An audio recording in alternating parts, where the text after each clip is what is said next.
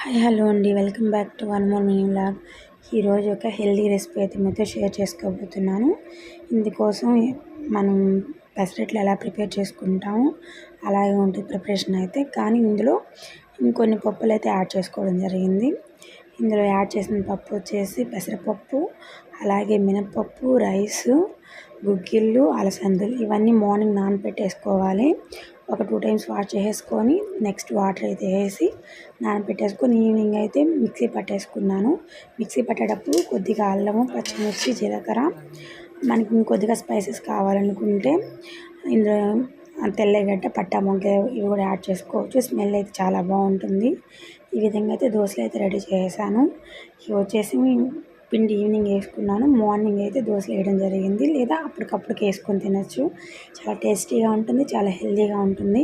పిల్లలకి బ్రేక్ఫాస్ట్ లాగా ఇస్తే చాలా ఇష్టంగా తింటారు. థ్యాంక్స్ ఫర్ వాచింగ్ అండి.